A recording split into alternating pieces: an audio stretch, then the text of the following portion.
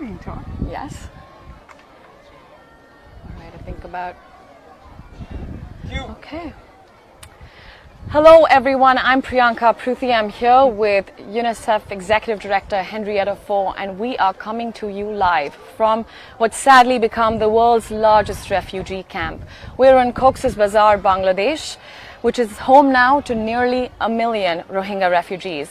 The Rohingya are a minority Muslim population that fled persecution in Myanmar, that's just across the border. I'm going to be talking to Edie Fore about the situation over here, but she's also going to be taking your questions. So please do submit your comments, your questions, your concerns, suggestions in the comment section below, and Edie Fore will take as many questions as we actually can in the broadcast. Edie Fore, this is your first time here.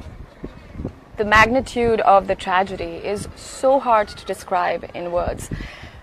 Tell us a little bit about what your first impressions were when you came to the camps and set your sight on these settlements. How did you feel? What was your first reaction? Priyanka, I have recently been in Myanmar, so I've seen Rakhine, but you can see that the people were uprooted. They were in a rural situation. They are now in the equivalent of an urban slum. Every area here is built upon. You can see it would not be stable the moment the monsoon rains arrive. This is going to be a muddy, soupy area. It's difficult for the children to have safety here. It's difficult for the mothers to have privacy here. They're very closely living upon each other. So it's difficult. We need everyone's help. Yeah. So this is actually not just the world's largest, but also the most congested camp. I'm going to ask my cameraman to pan just behind us to give all our viewers a sense of what Edie Fore was talking about. Look, just take a look at the landscape here. For as far as the eye can see, there are settlements, and the conditions for the children, they're so vulnerable. Edie Fore, this morning it rained and it was really unexpected. And everybody, we were all here, was so worried about what's going to happen. That everyone just has bamboo shelters with just a little bit of plastic over their heads. Tell our viewers a little about what it is that the risks that the kids are facing, the conditions of children here. So as you said, the housing is very temporary, very makeshift, and they're close together. So if, let's say, there is an outbreak of measles or of diphtheria or anything else, then the children all catch it. It's hard to keep up with the vaccinations. UNICEF has been working hard on vaccinations, on malnutrition, but they've also been working hard on education. So children have to have a chance for something that is safe and clean and hygienic. And to do with that, Priyanka, UNICEF has been working on clean water and toilets. Very important to have good hygiene. So it's important for children. It's important for families. Yep. It's really and I'm glad you mentioned education as well, which is really at the heart of what we do here at UNICEF. We've been actually getting a lot of questions for you, Edie Fore. One of them is from UNICEF Goodwill Ambassador Priyanka Chopra. I'm going to get to that in just a minute. But I'd love for you to talk to us a little bit about, you mentioned education was one of the things that UNICEF is doing here. I'd love for our camera just to pan over here and show us some of the learning centers over here, and for you to just tell us a little bit about what these learning centers are. So learning centers are indeed where you get some education. Education here is a refugee camp, so it is not the regular Bangladesh curriculum. It is not a regular Myanmar curriculum, but they are trying to learn both English and Bamara, the native Myanmar language. And they are learning mathematics, they're getting skills in science, and it is important that they learn in an environment in which they can have friends and exchange ideas. Some of them are reading about psychosocial support, which we know in the adult world, but they know more as friends that help you with all kinds of questions and ideas. So they have good friends here in the camp, and that's important. And these learning centers now are clustering them as to how far along they are in their studies, so that you might be with fifth and 6th and 7th graders, or you might be with 2nd and 3rd graders. And that's important for a child. It's so incredible. When I was speaking to one of our education officers here, and she said that when the kids had first started coming to the learning centers, they were so traumatized by the unimaginable horrors that they've seen that they didn't even want to shake anyone's hands. But to see them now, it's really so heartwarming. So I'd love for our viewers also to get a glimpse of what that change has been like for the children, how they're really blossoming in the learning centers. So should we go inside and give them a little peek of what our learning center looks like? And while we're walking along, let me tell you about some drawings I've seen. So they were drawings in crayon from the children who had come here, and they were really in shock, as you had said. They'd seen villages burned, they'd seen people killed, many of them in their own families. There was a terror in it, lots of guns and helicopters. But now the pictures that they're drawing are filled with friends and sunshine, and it's better. It's not, we're not there yet, but it's much better. All right, everyone, come inside with us. We're going to go inside where all the kids are studying and say hello to them. This is a learning center that we're going to go in from. It's a very, very colorful place with a lot of books. Come inside. Hello. Before have a seat. So we were at this class earlier today, and we've had the chance to look at their workbooks. Right. And so I'm going to come show you two friends. You two want to get up? Come on. And you. They're best friends. Oh, we can sit with them. Okay. We can sit with them. But maybe we're gonna have a little seat here in our little circle. Maybe you two would like to stand up or say something, because it's good to have a best friend, isn't it? They're shy. They're shy. You could. What's your name? Tell everyone your name. My name is Rohigya. Rohigya. And how about your name? What's your name?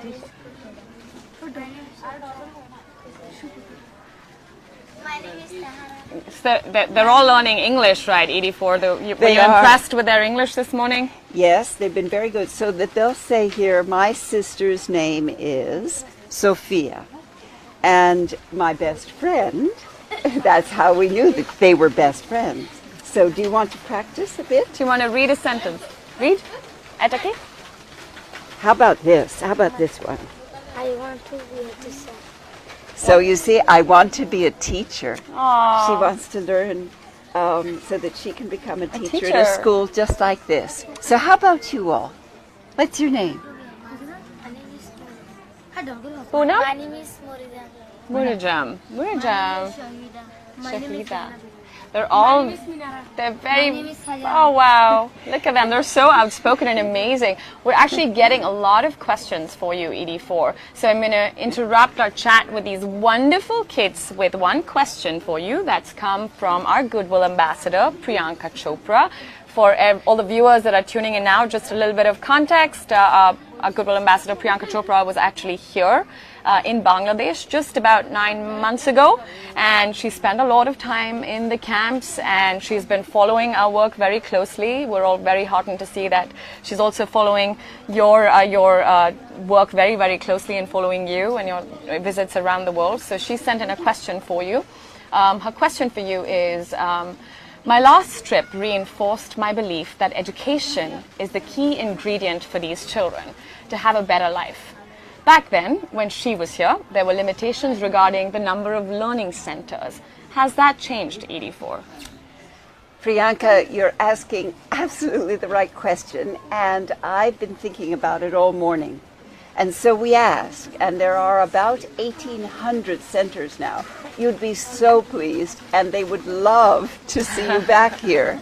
The learning centers are now being clustered after they've had a chance to check the grade level of the students. So you can see how good everyone's English is, how good their mathematics are.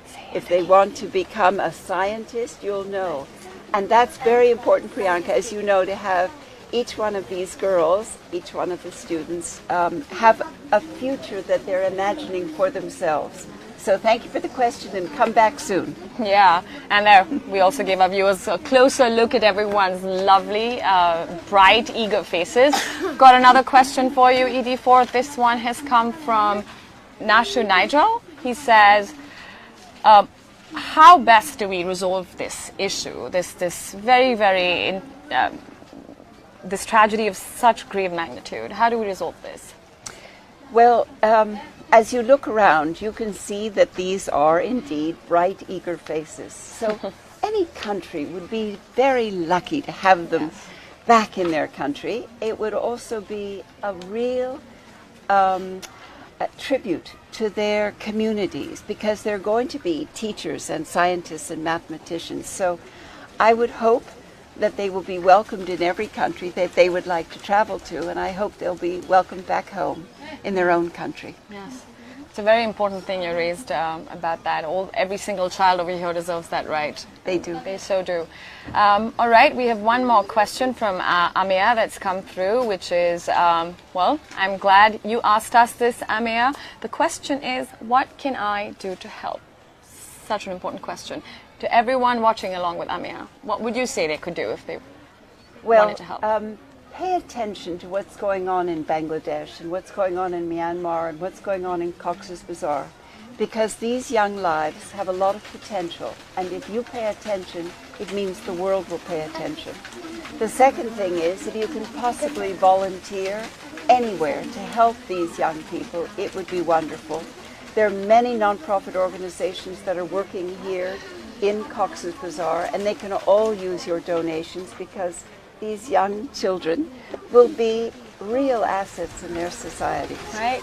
So nothing is too small. You can do a lot of things, like ED4 said. Your interests, your donations, everything matters. So keep following our work also to learn how you can help. Okay, we've got one more question for you. The questions keep coming. Good. ED4. The question from Ali Kansa. This is more about child protection. Ali Kansa wants to know, how can you prevent the trafficking of girls in the camps? This is yes. A very serious issue. So these girls are very vulnerable, and trafficking is occurring where girls are simply being snatched off of these walkways. There isn't enough light at night, it isn't safe enough, and yet you want these girls getting an education. You do not want them staying in their homes and being kept out of school. So trafficking is a problem. Everyone is now trying to monitor, whether it's a non-profit organization, UN agencies like UNICEF, or whether it is the local authorities. All of us have to help. It is something that is serious. It's something that is important. And I hope everyone will pay attention to it and learn more about it. There's worldwide trafficking of girls and boys, and we must all try to stop it. Yep. Those are really, really... do we have time for one more? Okay, we can take a couple more questions. Got one more question for you, which is, again, about teenagers. So, you know, we've got... UNICEF is helping a wide age range. So what about teenagers? Your question is, do they get an education, or is it younger, kids only? Well, we've just started opening up some combined learning centers so that you can work and you can also get some vocational training. So as you're studying your classes, you can learn about carpentry or embroidering or other subjects that give you some skills, and you can be certified in it, and then you can work a little bit like with a work-study program part-time. But one thing you will notice in these camps, that too few girls that are older are in school. True. So by the time it's the age of puberty, they are often kept at home and they're not in school.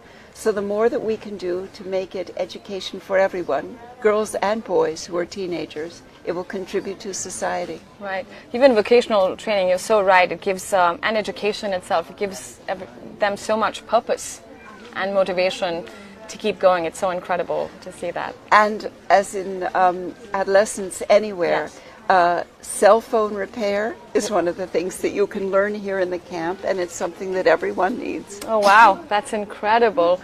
That is just so fast. ED4, this is really enlightening even for me. I want to thank you for the Thank you for being here. Thank you for sharing your experience with us and your insights, and for spending time over here. Everyone's been so happy to have you here and to read to you all morning. I also want to thank everyone who joined in. Thank you so much for being on this journey with us. You can learn more about our work on our website, unicef.org.